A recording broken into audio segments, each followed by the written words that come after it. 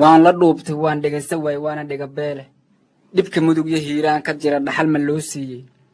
dhimbil iyo rasaas baa ka dhici dhaqan xumaa taalle wixii aan dhambaal qoray talow dhabowga gaarsiiye war dagaalka wiilkuma dhashay wuu ku dhimayaaye mid la dhaaba iyo dhoohana qori u dhiibteene markuu dheelmana waad ogtiin mana dhaliishaane intuu dhuumaduu soo dhuftaa dhowr ninoo wacane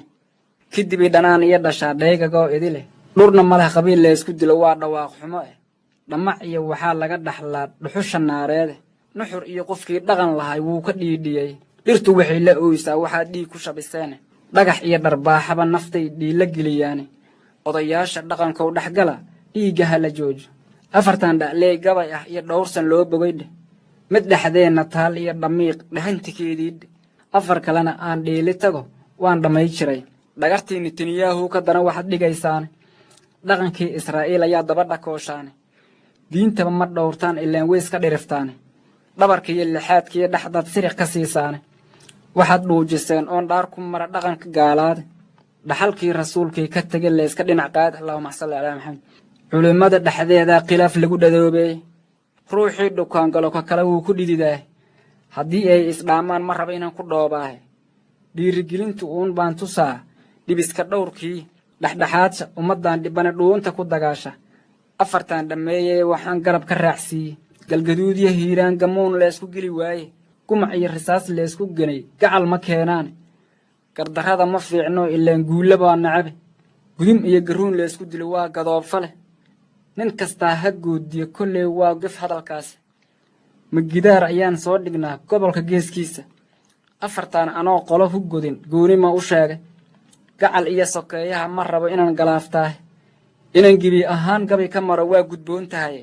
inaan gees u weexdaan necbahay garashadaydii gablan iyo gabaabaa dhex taal geyiga oo idili gobolkayga aad daran ma odhan waanad garateene gabigayga gaarsii guryaha leysku gubi haayo inaan gabar ka guursado ma raba qoomis guranaah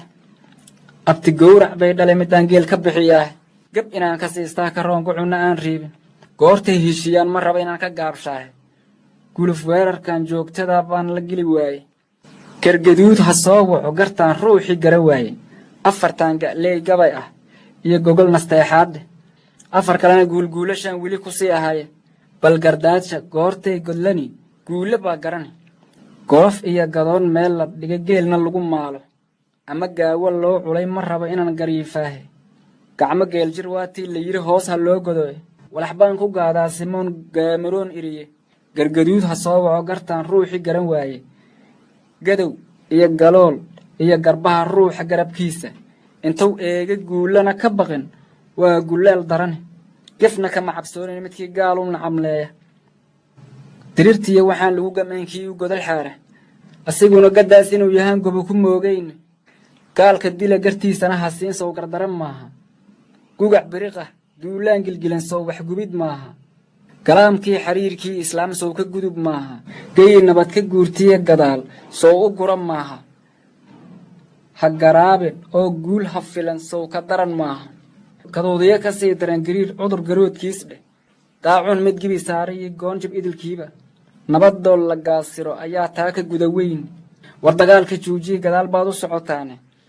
dadka gacan ku dhiiglaa jannada goba ma siiyaane ma tabaan garowriya maxaas miirta berigeeda